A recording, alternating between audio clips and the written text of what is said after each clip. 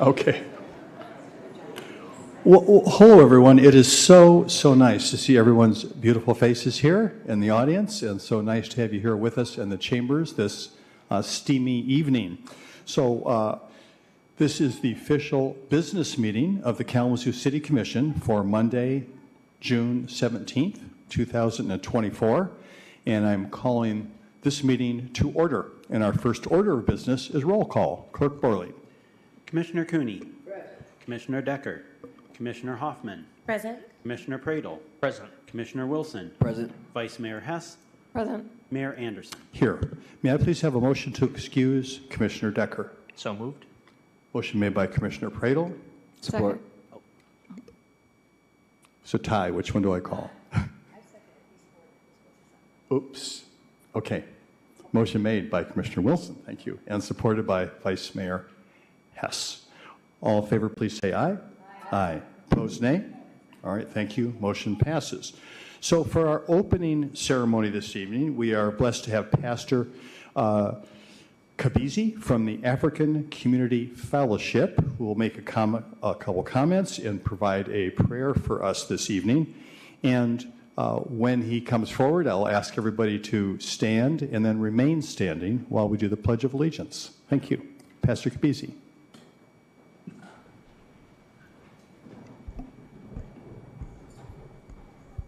I say thank you to have me on that evening.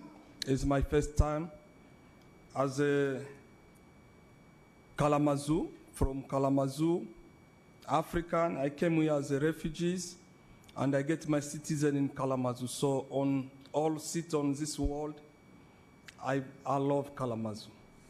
And I was born in a city called Kalamabenge. Kalamabenge. I came to live in Kalamazoo. So I'm glad to be here. Let us pray. Lord, I say thank you. You are wonderful and you are a miracle to give me that opportunity before our mayor.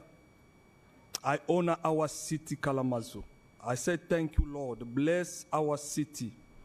Be God to what we are talking about here.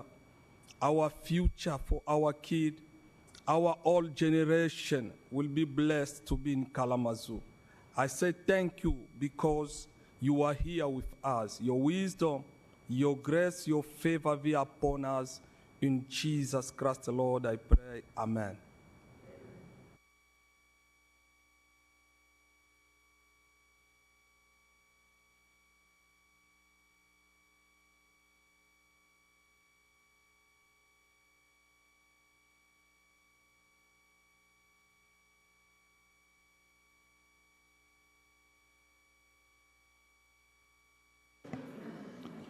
Thank you again, Pastor Kabizi. I appreciate your presence here this evening. We are also lucky to have three great proclamations, and honoring the past and not so distant past, our fantastic Kalamazoo Central track team that just had a major accomplishment. I understand just came back to town at 3 a.m.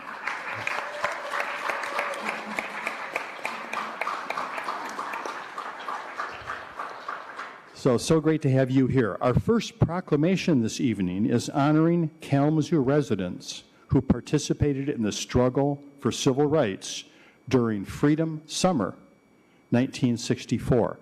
And that proclamation will be read by Commissioner Hoffman. I know President Fields is here to accept that. I'm not sure if anyone else is here. Please come forward.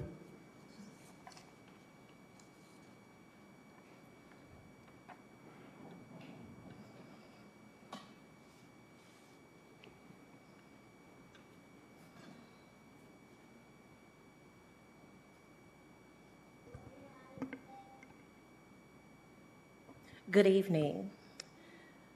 Recognizing and honoring the over 1,500 volunteers who went to Mississippi in 1964 and the 8 Kalamazoo residents who joined them in struggle for civil rights, June 17, 2024.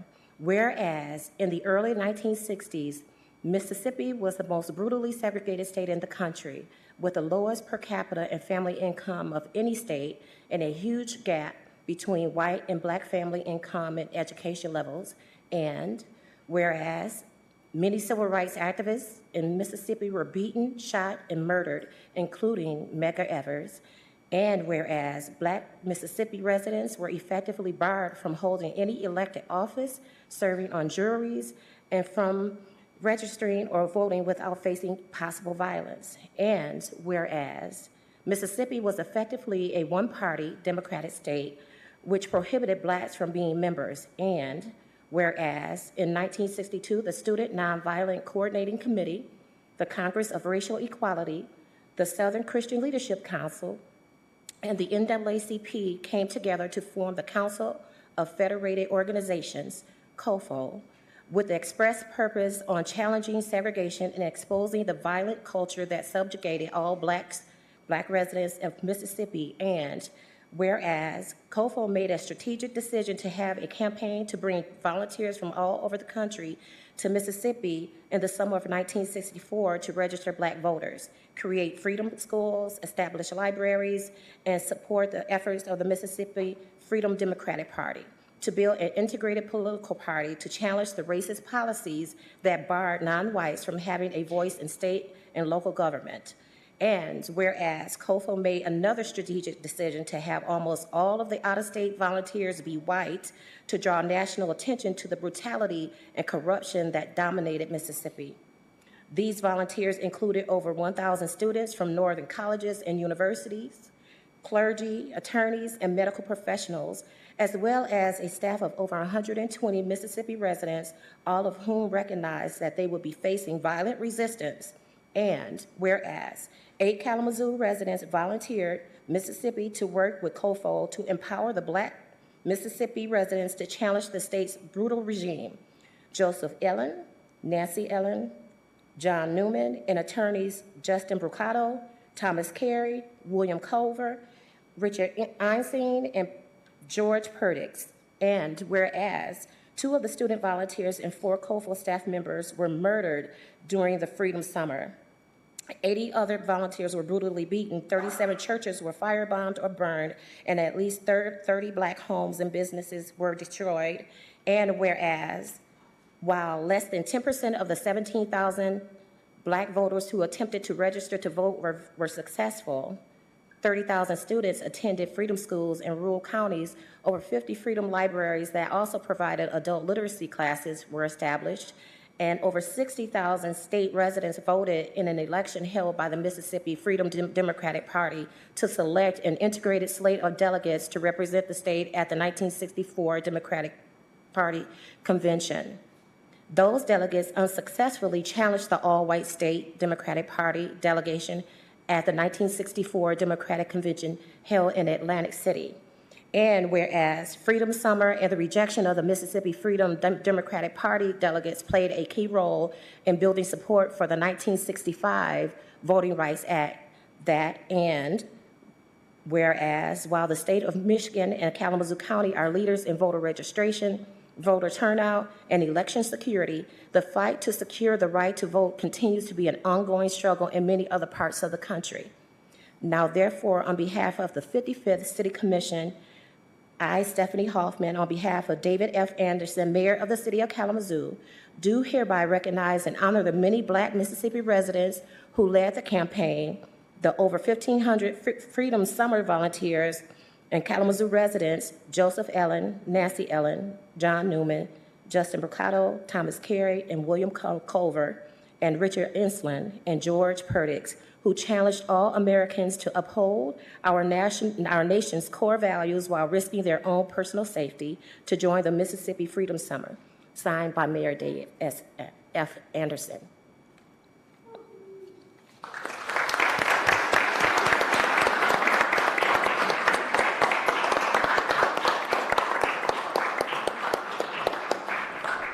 Thank you all so much. A special thanks to you, Commissioner Hoffman, for running with this when we brought this request to you. And thank you to each and every one of you for supporting our request and making this come true. it's been 60 years, and I also thank Lee Kirk, because I honestly was not aware of this until he brought it to my attention, and I thought, my God, what history we have right here. So Lee and a couple of us were also looking to see if there was anybody left, after 60 years. And so Sue happened to know the daughter of William Culver. So she's here, and I'd just like to recognize her as well. Her name is Lois, and I'm going to mess this up.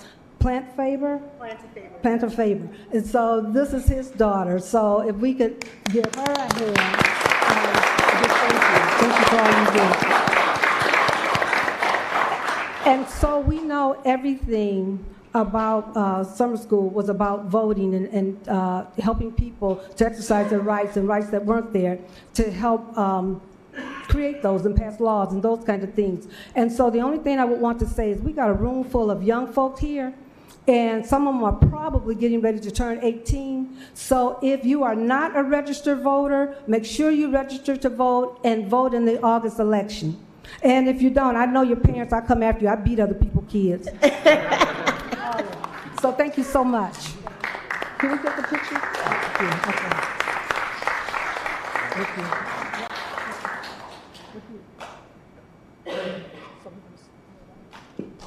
Oh.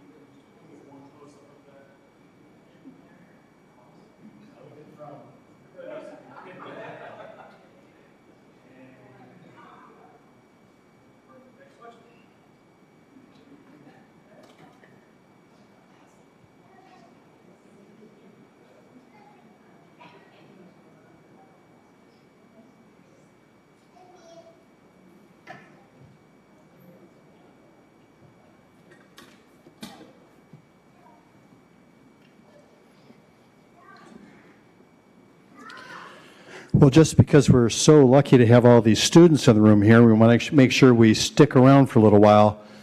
One more proclamation to go before we get to you. That proclamation is about supporting state historic preservation tax credits. It will be read by Commissioner Pradel, and I think someone's here, right? Yes, please come forward. Whole crew, all right. Thank you, Lynn. Good to see you. And yes, all right. I'll bring it down. Go ahead. Thank you, Mr. Mayor. We're joined here by Pam O'Connor, who is representing the Michigan Historic Preservation Network, and our very own Louise Pena. We talk about this from the dais pretty frequently as well, about the importance of making sure that we find every tool in our toolbox to support especially housing and our housing crisis and development opportunities to help get those across the finish line. And so I'm going to read this so that we can hopefully encourage the legislature to make this a possibility. It's a proclamation in support of House Bill 5430. Whereas historic buildings, residential neighborhoods, traditional downtowns, and older manufacturing facilities in Michigan cities, towns, and villages distinguish each community and further character, beauty, and sense of place that contribute to the quality of life enjoyed by each community and its residents and visitors. And whereas the preservation and rehabilitation of these historic buildings, residential neighborhoods, traditional downtowns, and older manufacturing facilities contribute to the economic vitality of Michigan's cities, towns, villages, and rural areas.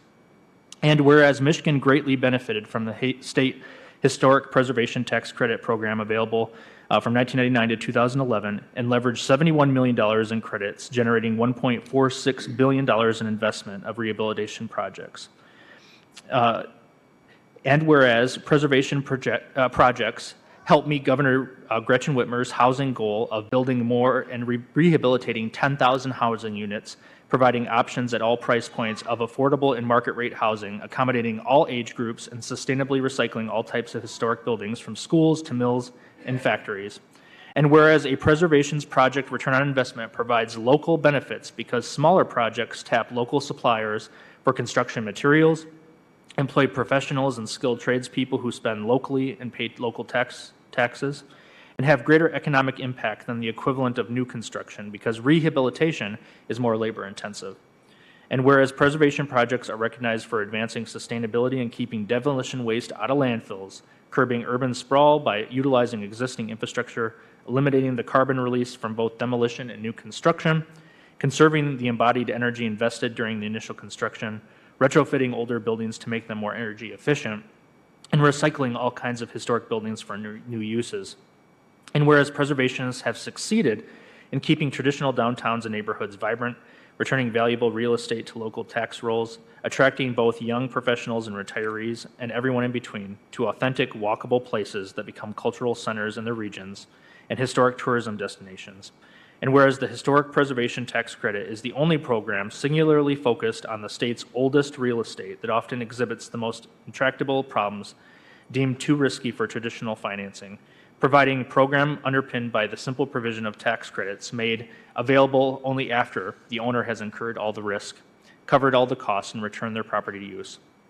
And whereas the current Historic Preservation Tax Program under Public Act 343 did reinstate 25% tax credit to income-producing and residential projects, it did so with a $5 million annual cap that, within hours of its online portal opening, had applications representing $368 million in qualified work, which translated into $92 million of credit requests, over 18 times of the funds that were available.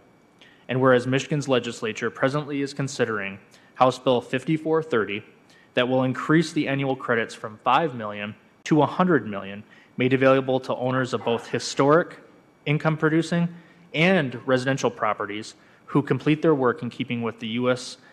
Secretary of Interior's standards of rehabilitation. And whereas House Bill 5430 proposes additional improvements to the tax credit program, such as sorting applicants into 4 groups, so the applications are compared with projects of similar size, increasing the 25% tax credit to 30% for both residential and small income-producing projects, expanding eligibility so projects from the smallest towns and often rural areas of the state have access to the program. And therefore, on behalf of the 55th City Commission, Commissioner Chris Pradle, on behalf of Mayor David F. Anderson, City of Kalamazoo, support House Bill 5430 and call upon the Michigan Legislature to vote approval of this important legislation and have Governor Whitmer sign it to stimulate the economy, or to stimulate economic development while also protecting irreplaceable historic buildings and enhancing the quality of life of Michigan. And that the city clerk is authorized to forward a copy of this to the Michigan Historic Preservation Network.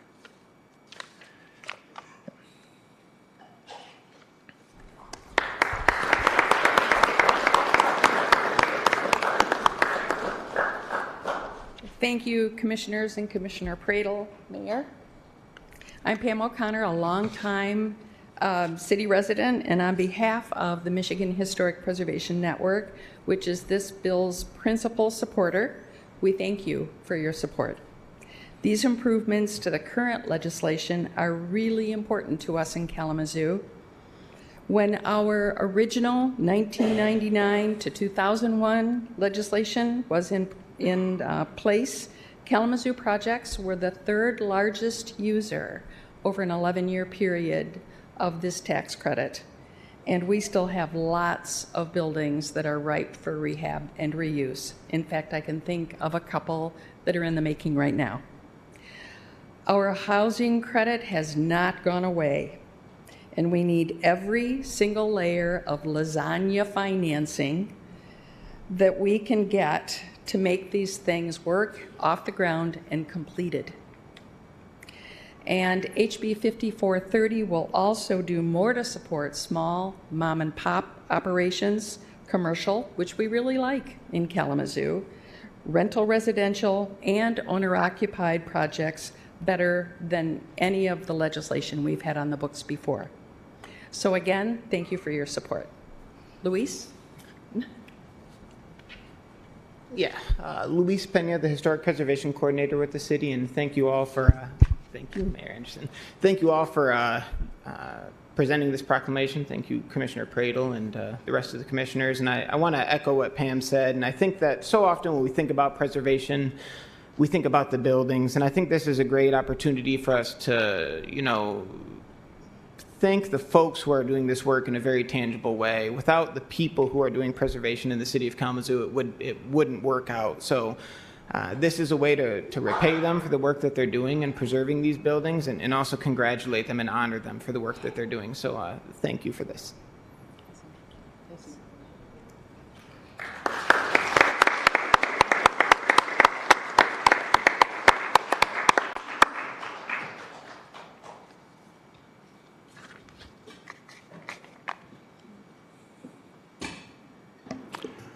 All right, the moment we have been waiting for, the third proclamation, and it's an amazing, amazing event, which I can't tell you how much the idea appeals to me that there was a team effort all the way across the board.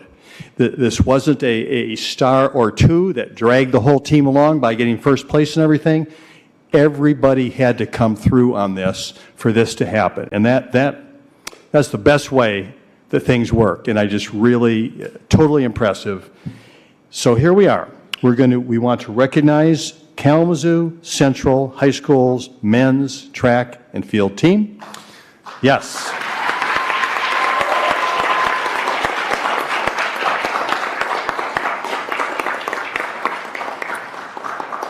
Everybody's welcome to come forward if there's room, or however you want to do it. It's going to be read by Vice Mayor Hess.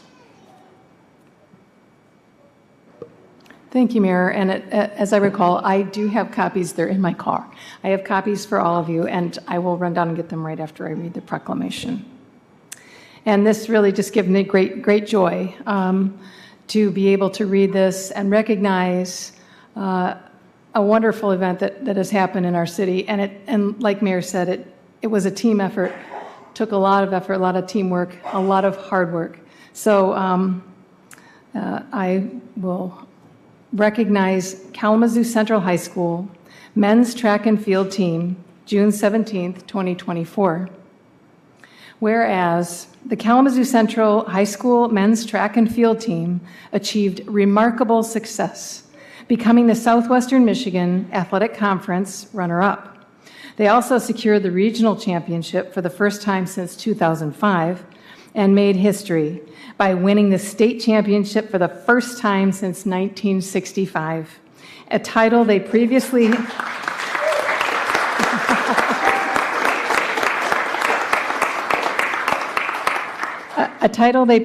held in 1942 and 1933. Sidebar, our historic preservation people can appreciate that.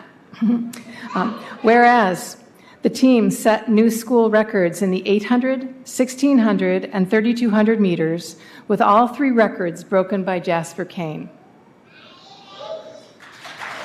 Where are you? Jasper? Are you Jasper? Who's Jasper? I'm not here. Okay.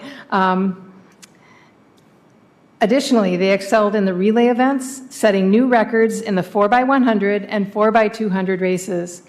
Standout performances by individual athletes like Jeremy Dixon, who became the state champion in the 100 meters and secured second place in the 200 meters. Not here? Okay. Let's see. Jasper Kane finishing third in the 1600 meters and second in the 3200 meters further highlighted the team's talent. Moreover, the 4x100 team achieved a commendable fourth place finish, and the 4x200 team scored fifth place in the state, showcasing the team's overall strength and dedication. And whereas, under the dedicated leadership of head coach Tyler Germain, both the men's and women's track teams have experienced consistent growth over the past 4 years. And whereas, beginning with 71 participants in 2021, the teams have flourished to include 157 members this year. This incredible progress can be attributed to Coach Germain's relentless commitment, alongside the coaching staff, to recruiting and nurturing talented student athletes. And whereas, because of their hard work, Kalamazoo Central High School has proudly established itself as a powerhouse in the track and field scene in the state of Michigan.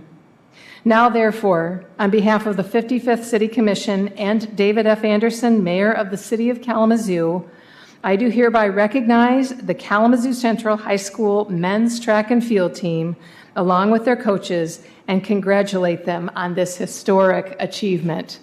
Thank you. Congratulations.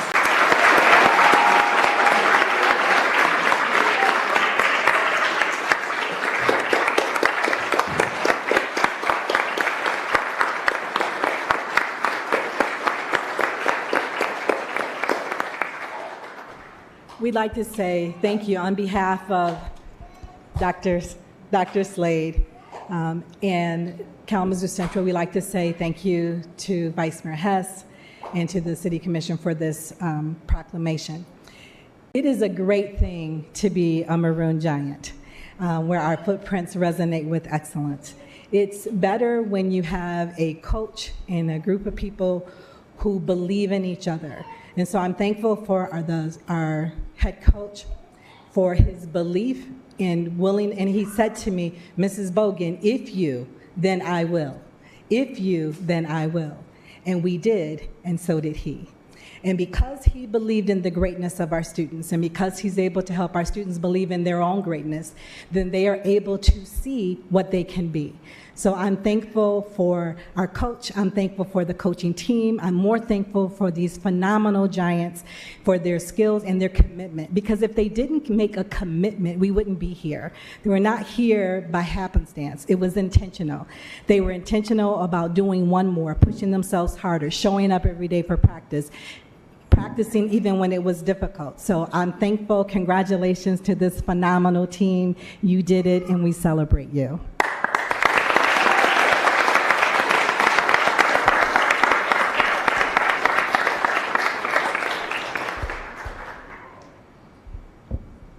I'm Tyler Germain. I'm the head track and field coach at Kalamazoo Central.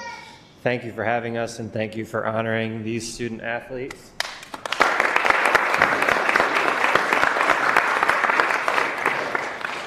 This was very special for us because, especially because when I took over as head coach 4 years ago, the seniors who are standing behind me were freshmen. And when I told those kids 4 years ago, I said, you can be great if you choose to be, they believed that. And over the last 4 years, it's been a lot of work, and we've constantly preached that there are about 1 million things in this world that we cannot control, but there are certain things that we can, and that's our effort, our commitment to each other and to our sport, what kind of teammate you're going to be, and executing the things that are right in front of you.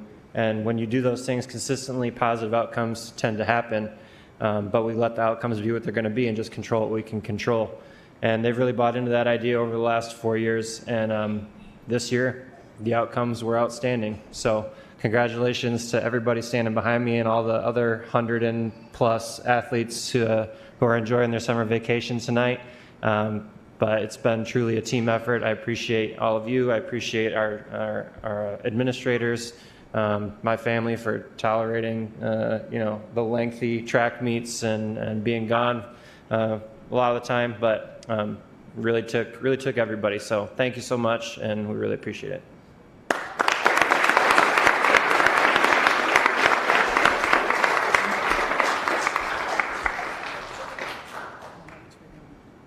Where do you want us? There's a lot of us. Where are you?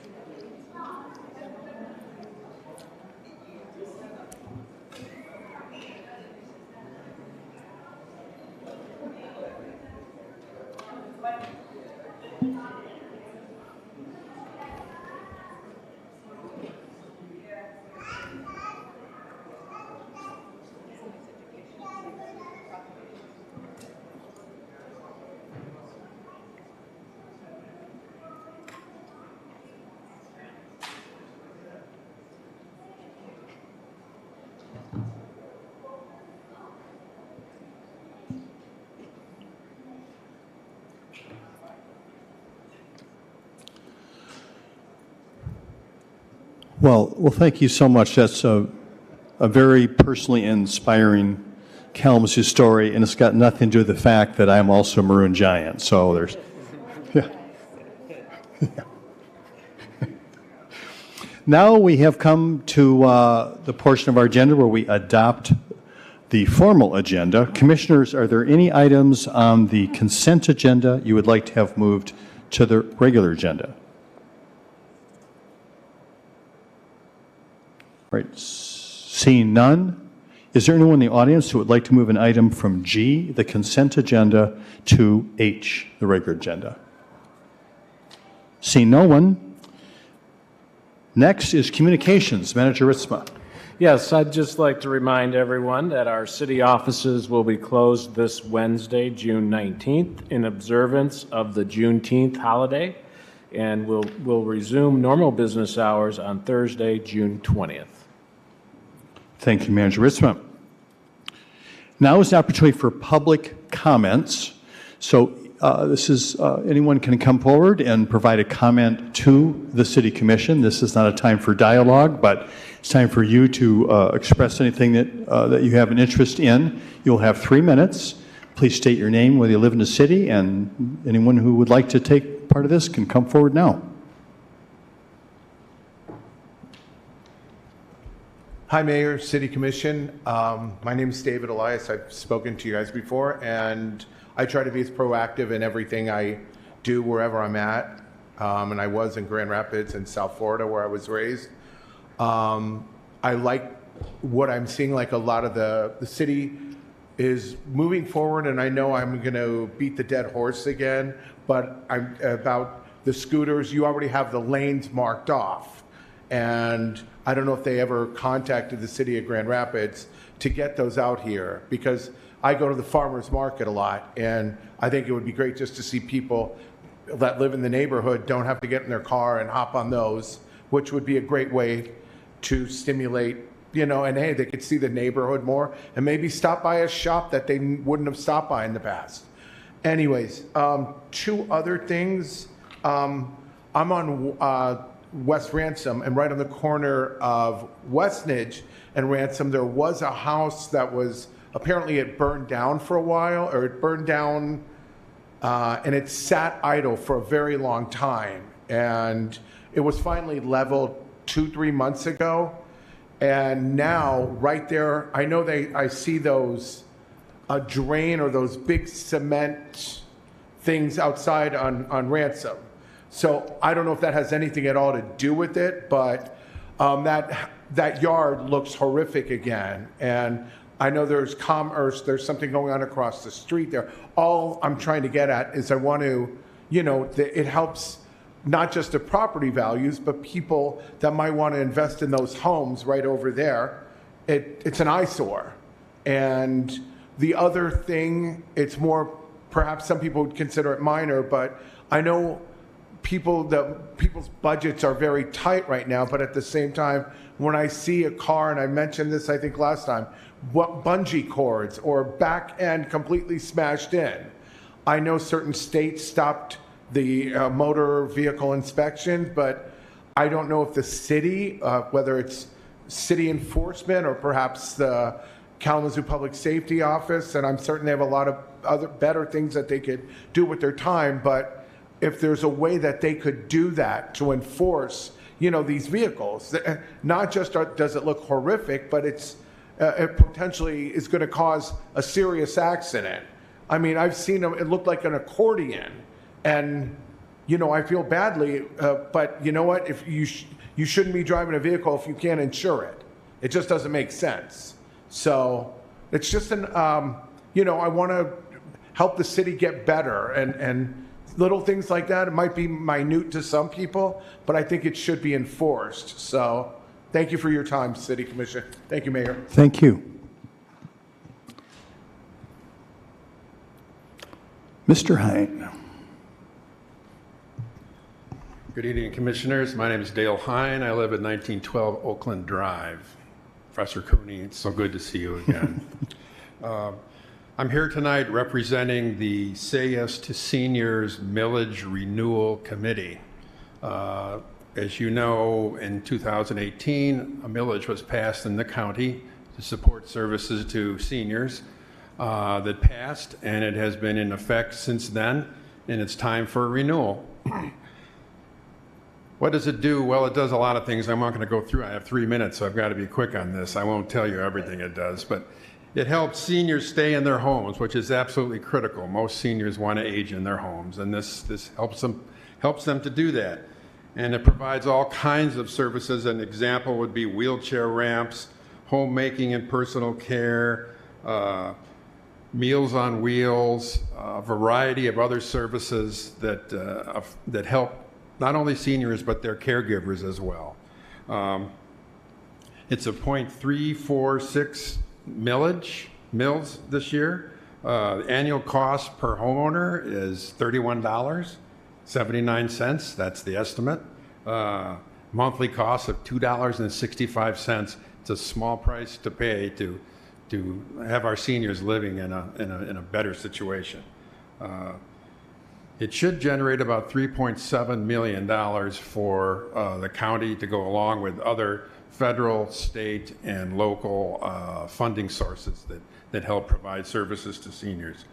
I would urge you to support this, maybe endorse it as a commission, and I'd be happy to bring that back to the committee at some point, so I look forward to that, and you can also do it independently and individually.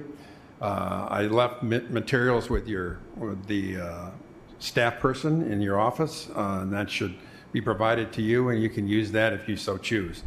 But we certainly look for your support and hope that this passes again and continues to service our seniors. So thank you so much.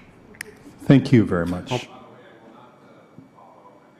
Not to follow the Kalamazoo Central track and field team onto the dais again. That's just not a good group to follow. All right. See you. Thank you.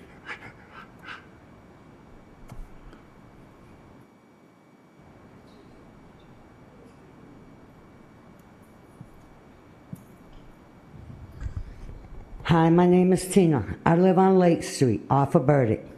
My message is the same thing as Ben. Fix your flooding, fix the storm drains, fix the sewers, Burdick and Lake. Can't tell me with the ponds this time. No water on Crosstown. But Burdick flooded, Lake flooded by the police station. Fix the issues. It's your storm drains. Stop destroying natural spaces. 4 inches of water should not have flooded us. 4 inches. Your storm drains flood out the streets. So will you finally admit that they are broken and not doing their job? It's been 7 years.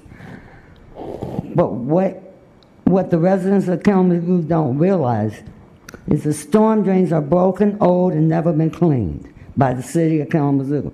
They flood the streets, and I know you could care less, board members, but when they flood out the streets, your storm sewers back up in the groundwater. The groundwater is what you make water for us to drink out of. So you have sewage in your water, the groundwater, that you pump out and you make drinking water out of. It's time to fix the problem. You do all this other stuff and you won't fix anything. Stop trying to take away natural spaces. Stop trying to make us flood more. You heard us when you let KVCC destroy 12 acres. Now you're going to hurt us more when you destroy the last one. The storm drains flooded Lake Street, flooded Burdick. No water on Crosstown. Not by Burdick, none whatsoever. So how did the water get right there by the police station? From the storm drains. Because the city doesn't clean them out. Come on, guys, we've been flooding ever since 2017. It's time to fix the problem. I shouldn't have to keep coming here at every single meeting and ask for help over and over again. Thank you. And see, I wore the shirt for you. Not my problem. That's the way you guys treat us. Thank you. Thank you.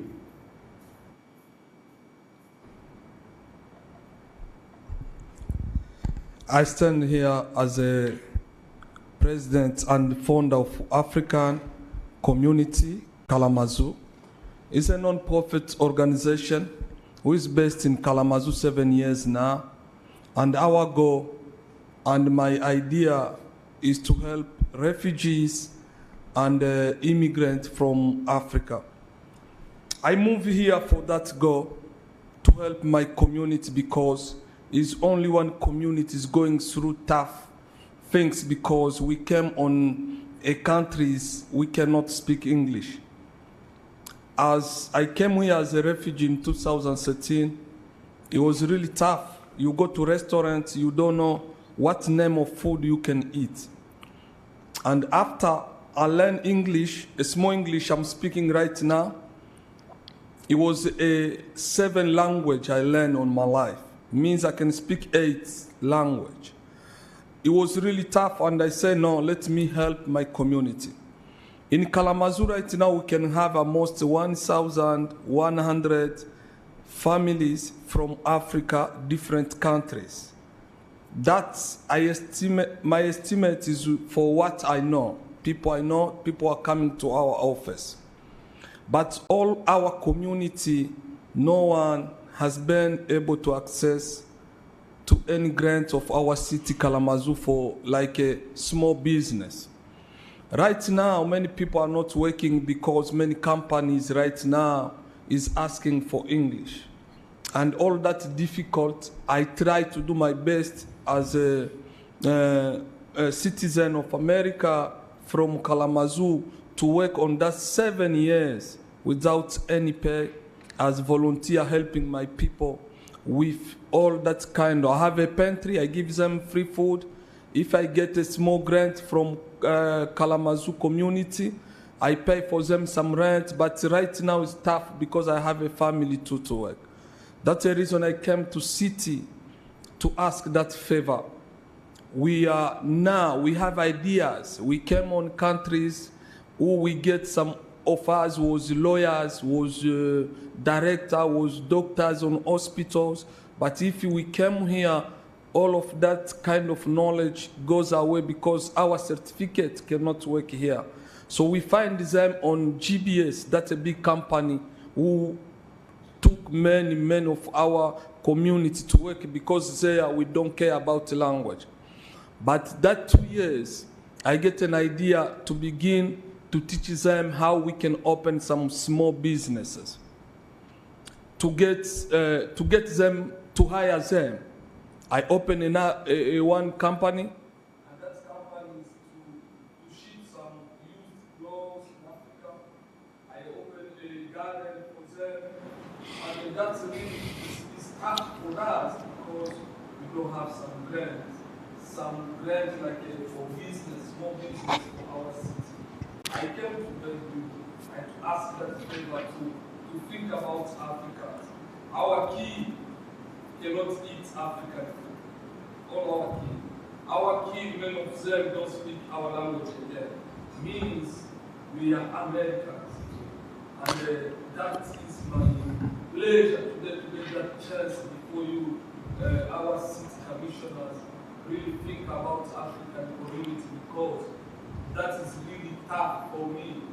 Sometimes I bring people to Detroit. I need to find a car to go to immigration.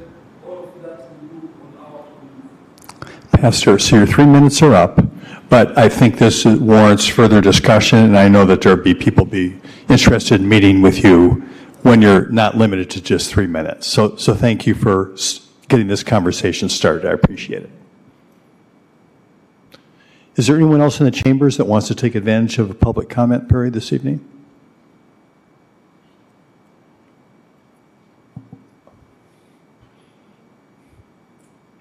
Good evening. Jeff Messer, city resident. Manager Ritzma mentioned that city services, non-essential, will be closed on Wednesday for Juneteenth. But one thing that will be open, you'll be happy to hear due to the heat, are all the parks in the county, particularly the ones that charge admission. It's Free Parks Day this Wednesday. All township, city, and county parks will be offering free admission on that day.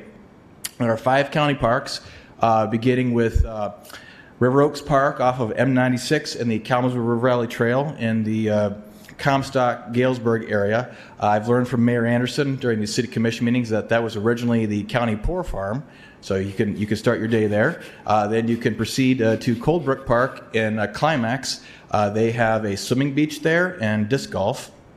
And then if you want some solitude, head to Scotts Mills County Park and Scotts. Then you can proceed to Prairie View Park on the Portage-Vicksburg line. They have a dog park, and you can go swimming there, and you can finish up your day at Mark and Glen Park off of North Westnedge. They have swimming there. And in addition, here in the city of Kalamazoo, the kick pool will be free admission. They normally charge $7 a day adult admission. You can go to Ramona Beach Park in the city of Portage, and even Robert Morris Park in Comstock. So that's 6 different places this Wednesday. You can go swimming for free when the heat index in the afternoon is going to be around 100 degrees. So please take advantage of this once-a-year opportunity, and happy summer, everyone. Thank you very much. Is there anyone else in the chambers who would like to take advantage of this public comment period? Seeing no one, next is the consent agenda. Manager Ritzma. We have 7 items on the agenda this evening. First is the approval of a professional service agreement with Peerless Midwest for well rehabilitation in the amount of $236,300. Next is the approval of a contract with Balkema Site Work and Development for the Springfield Avenue Water Main Replacement Project in the amount of $603,346. Next is the approval of a 3-year contract with CDWG through the MyDeal Cooperative Purchasing Program for the purchase of Microsoft licenses in the amount of $859,766.76. Next is the adoption of a resolution approving an Act 381 Brownfield Plan for the redevelopment project of 5135 and 5147 Portage Road. Next is the adoption of a resolution approving a 5% payment in lieu of taxes for Standard Caddis 4 Limited Dividend Housing Association Limited Partnership for the River's Edge project located at 508 Harrison Street and 660 Gull Road. Next is the approval of a housing development loan agreement with River Caddis Development, LLC for the creation of 228 housing and live-work units at 508 Harrison Street and 660 Gull Road for $420,000. And finally, acceptance of a grant in the amount of $483,000 from the Michigan State Police Grants and Community Service Division for crisis intervention training and behavioral health co-response services with Integrated Service of Kalamazoo. Thank you, Manager Ritzma. Commissioners, the requested action is a motion to approve items 1 through 7 and authorize the city manager to sign all related documents on behalf of the city. Is there a motion? Motion made by Commissioner Hoffman, supported by Commissioner Cooney. Clerk Borling, please call the roll. Commissioner Hoffman. Yes. Commissioner Pradle. Yes. Commissioner Wilson. Yes. Vice Mayor Hess. Yes. Mayor Anderson. Yes. And Commissioner Cooney. Thank you, Commissioners. The items on the consent agenda are approved. Next is our regular agenda. Manager Ritzma.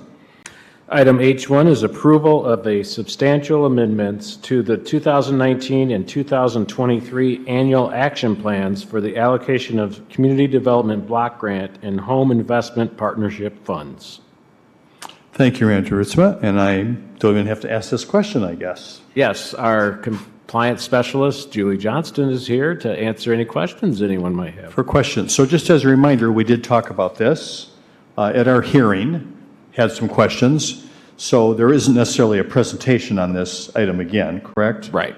But are there questions that commissioners might have about this, the action plan? We went over it fairly extensively at the previous meeting. So looks like you did a fantastic job. Everyone is fully up to speed. Thank you. Since there's no questions, is there anyone in the audience that would like to comment on this item? That's item H1. Seeing no one, then Commissioners, the requested action is a motion to approve. Is there a motion? So moved. Motion made by Vice Mayor Hess. Support. Supported by Commissioner Wilson. Thank you. Any more discussion? Seeing none, Clerk Borling, please call the roll. Commissioner Pradle, Clerk, I'm abstaining from this one because of my employer being a recipient of CDBG funds. Commissioner Wilson, Yes. Vice Mayor Hess, Yes. Mayor Anderson. Yes, however, is there anything related to lift in this? I'm trying to remember from our hearing. Nothing to plan? No. Okay, yes. Thank you. Commissioner Cooney, Yes. Commissioner Hoffman. Yes. Thank you, Commissioners. The motion passes. Next is reports and legislation. City Manager Ritzma. Yeah, thank you. A few things this evening. First, just want to let folks know about our plans this week for cooling centers. We have a lot of heat anticipated for this week, and so we have various locations throughout the city. And what I'm going to do is list the locations, but hours vary and all of that. But the important point here is for anyone that has any need related to heat or otherwise, call 211. And they are available 24/7, and they can provide detailed information about the cooling centers. But for this week, Ministry with Community will be open during the daytime, 7 days a week. The Kalamazoo Gospel Ministries will be open in the afternoons if the temperatures reach into the 90s, which I think they're going to. The Kalamazoo Central Library will be open this week, Monday through Thursday through 8 p.m., and then various hours on the weekend. Portage Senior Center is open, and Comstock Community Center. We'll also have our fire hydrants open, and again, if the heat index is at or above 100, those will be open at various locations through the city. And it was mentioned before, but Kick Pool and Lacrone Park Splash Pad will be open during daylight hours. I also asked our Public Services Director, James Baker, to come forward. We had some pretty severe weather last night, and he's got an update on where we're at with those efforts and just general kind of state of things in the city relative to storm cleanup. James? Welcome, Director Baker. Thank you, Your Honor. Thank you, City Manager. Last night, a severe thunderstorm impacted Kalamazoo, came through approximately midnight. By 01:15 in the morning, we recorded a wide area of 3 to 4 inches of rainfall. The Portage Creek crested at 581 cubic feet per second, overwhelming and overbanking crosstown ponds and Portage Creek. Several north-south and east-west transportation networks around the crosstown area were shut down and closed to traffic, and then subsequently the National Weather Service issued a flood warning for Kalamazoo due to Portage Creek flooding. Portage Creek floodwaters receded to the point where transportation networks were restored by 10:30 a.m. Significant tree damage due to that storm along a path along Kilgore Road and towards the southern end of the city really were impactful to transportation routes as well. This morning we had Lovers Lane and Burdick Street as well as Pratt closed due to downed trees and power lines, in addition to the construction impacts that we already have, which have closed Westnedge Avenue and White's Road and a bunch of other streets, including Bronson Boulevard with the Inkster Street Bridge. We also had a power outage at several of our wastewater lift stations, and we had power outage to drinking water stations number 8, station number 9, and station number 39. We were able to bring in our previously City Commission awarded tree contractor, Tree Works. They were able to come down and immediately start working on station 8 and station number 9. Consumers Energy was able to get station number 39 up and running, And at this time, station number 8 and station number 9 are still out of service. Burdick Street is still closed. Lover's Lane is still closed. And Pratt Road is still closed. Those are closed due to the trees and power lines are kind of snarled together. We are working with Consumers Energy to prioritize any location that they remove the wires or de-electrify the wires and deem them safe. Then we can come in and remove those trees. Consumers Energy does also have a point of distribution point set up right now at Millam Park. That's accessible off of Kilgore Road, and at Lacrone Park, that's accessible off William Street to distribute ice and drinking water, bottled drinking water, to residents that are impacted by power outages. So, we do have a large portion of our community in several neighborhoods that are impacted by power outages. This is a very difficult, challenging day and a very difficult, challenging week not to have power at home. And so those ice distribution and water distribution points are very important. So, again, we'd like to thank several folks that really, stepped up last night to help us out. KDPS Senior Lieutenant Gretchen Mayo, Public Works Field Manager Chris Smith, Public Works Supervisor Al Rickstadt, Deputy Chief Matt Huber, Emergency Manager Brandy Janes, County Emergency Manager Mike Korfman, and Parks and Rec Director Patrick McVeary. These folks were able to get Public Services the information, the resources, and the communications network that we needed to be successful to work to help to support the community. So again, our hats are off to those folks that really made a difference last night. Again, this storm rolled in pretty powerful last night around midnight with not a lot of notice that kind of caught us all by surprise. So thank you, Mayor. Thank you, City Manager, for giving us that opportunity to provide an update. Thank you, sir. Very informative. I appreciate it. Any questions for Director Baker while he's here? Yes, Vice Mayor Hess. So when those two stations are still out, does that affect drinking water to the city or to our system? Or is it covered by the other stations? At this time, there's no impact to the system, overall system capacity. We have enough redundancy in the system to continue to provide water. So we don't have any capacity concerns right now. And we do have other stations that can provide water. And we do have also the ability to bring water down from other districts. So we have 11 districts, and we do have the ability to move water between all those districts. So things are okay, but we don't want that to go too long. And so, we need those stations. The hydraulic demand on the system can change rapidly, and it can change very quickly if there's fires or things like that that put a big demand on the system. Thank you. Thank you, Vice Mayor Hess. Any other questions? Yes, Commissioner Pradel. The question so much is I just wanted to thank you and your team for the hard work. I mean, pretty much as soon as the light was out this morning, it was remarkable to see how quickly Public Services team mobilized. I've got 3 little ones at home, so we weren't sleeping very well last night. I also heard a lot of sirens. So I know our public safety team was out working really hard last night. And in these situations, they are not safe situations. And we've seen that people have lost their lives responding to these types of community crises, I guess. And I just want to applaud you and your team, and please make sure that they know how much we appreciate them and their hard work and professionalism in these kind of situations, because it means a lot. And thank you. Thank you. Yeah, thank you, Commissioner Pradel. Thank you. Thank you, sir.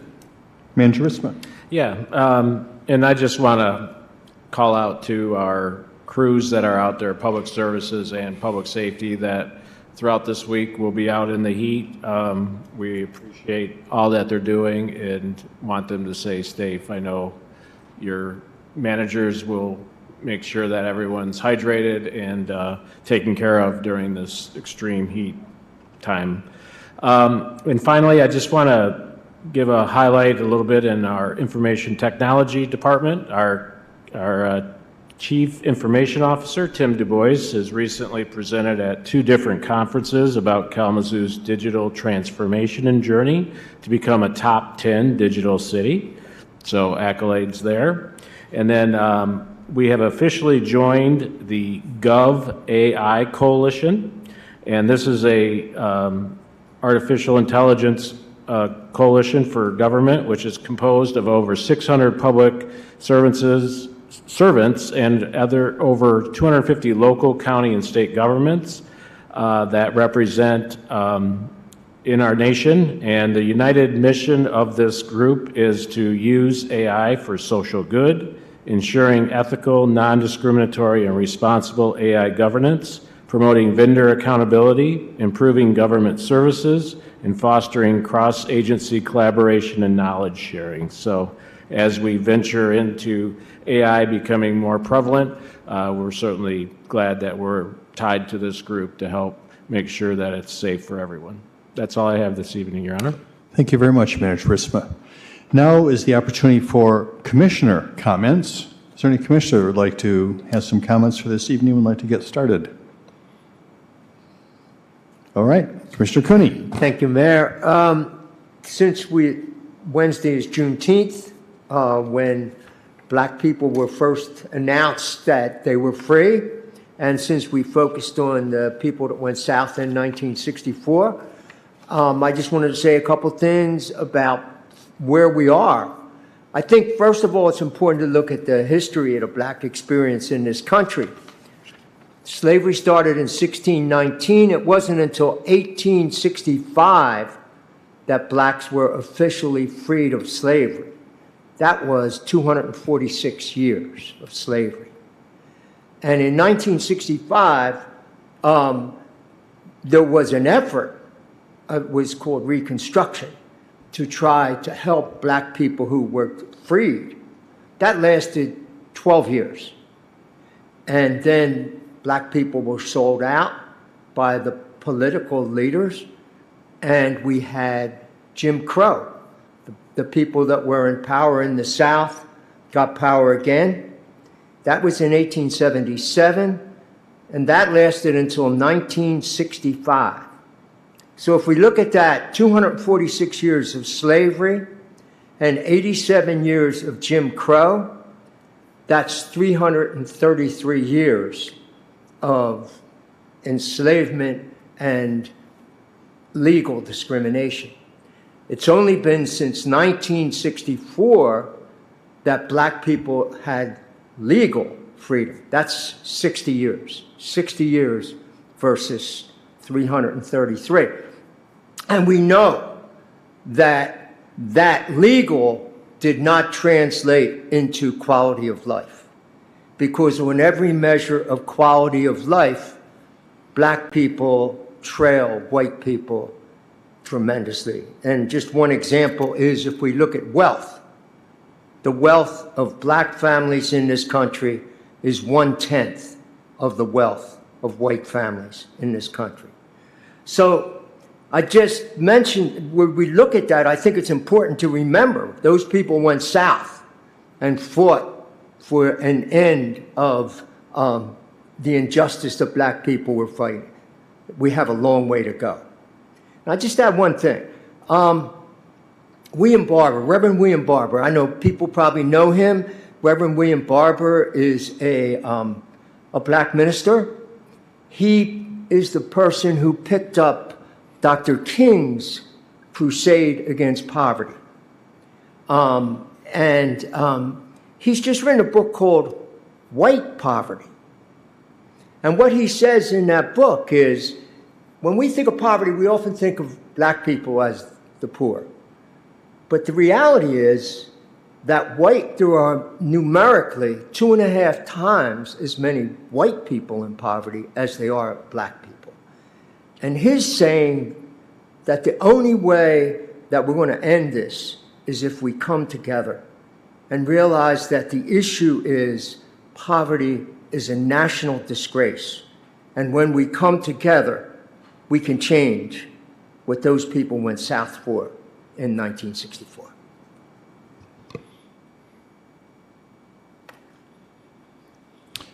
Well said, Commissioner Cooney. I appreciate that. Other comments, commissioners? Commissioner Pradle. Just wanted to highlight one item that was on the consent agenda. And sometimes when things are on the consent agenda, it gets easy to bury things that are really exciting and impressive things for our community. And one thing that we had today was a $483,000 grant for crisis intervention training and behavioral health co-response. And what does that sound like? That sounds like a lot of big words. What this means for our community is that we have basically a city staff and folks that are better equipped to respond to people who are in mental health crisis, A. B, it means that when public safety in particular is responding to somebody who's in crisis, it means that they're not alone in that process, that there is a trained mental health professional that's there with, in many cases, with more capacity to do so to help respond to those cases. And that is critically important work that we do in the community, that we can make sure that we can best serve people who find themselves in crisis. My partner, Erin, she is a mental health professional. When we first started dating, she was part of this mobile crisis response program. And I just remember so many nights she'd get a call. It'd be an emergency situation in a home, more often than not, in her case, with a young youth. And, I'd have no idea where she's going off to. Sometimes she'd be gone all night. But I will tell you the one thing that she would often say is how impressed she was with the people that she was out with and how just professional and patient and how much they worked with her as a mental health professional to try to make sure that the family had everything that they need. This expands that already impressive work that we're doing so that we can better serve our community. It's $500,000. I talked in the packet about how currently, we have basically part-time capacity to respond to that, but this basically is going to provide 2 full-time position equivalents to help support with mental health crisis. So thank you for city staff and folks that help make this possible with ISK. So thanks. Thank you, Commissioner Pradel. Vice Mayor Hess. Sure, just a few things. My deep sympathies for all those who have lost loved ones in these past few weeks. It's really been amazing, the amount of loss that we've had here in our community, especially with Commissioner Decker's father. Our hearts, our thoughts, and our prayers are certainly with her and her family at this point. And it's a very sad time for them and for many of us around this dais. So, Pastor Kabezi, when he had his prayer at the beginning of this meeting, he talked about future generations of Kalamazoo. And oftentimes, my husband will talk about change and talk about future generations through sport, which is kind of coincidental that we had that we honored sport here tonight. Sport really is a vehicle for delivering education and for teaching in a community. But for future generations of Kalamazoo, 2 things. Johnny Wooden, famous coach at UCLA, basketball coach at UCLA, said, was asked how his team was going to be this year, and he would respond, "Ask me in 20 years." That means that he was building young men, and he was building for the future. And it didn't matter what they did, how their outcomes came that year. It was what he was building for the future. What are we building for the future in this city? We're building a lot. And my heart goes out to all the folks that are working to build that, especially this week in this heat, and that are working and toiling outside. And then, shout out to Jim, who may or may not be listening. He talks about change, and he said there are 4 stages of change. And we're going through a lot of change here in Kalamazoo, again, for the future. And the 4 stages are, this sucks. It is what it is. It's not so bad. This is great. So hopefully we get to this is great sooner rather than later. But as a community, hopefully we learn that patience and that the being able to be in community and be with our village and with each other as we're going through these tremendous changes here in our city. So thank you for that. Back to you, Mayor. Thank you, Vice Mayor Hess. Other commissioner comments? All right, thank you. I was struck by one of the comments that the coach made when he talked about, in part, about what they think about how their team works together. And that was basically that this idea that there are many, many things in life, in the world now that we have no control over. But there are things we do have control over. And one of them is how we treat each other and how we care about each other. And I feel that, I continue to feel positive about not only those of you that sit with me up here who I believe live that philosophy every day, but the city team that does all the hard work and so many people across Kalamazoo that live their lives that way. Think of just for the track team that was here, all the time that parents spent and volunteers out in the field, just because they care about their community and they care about other people. That is how it works.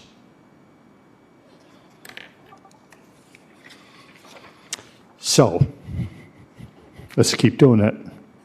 I love you, Kalamazoo. We're adjourned.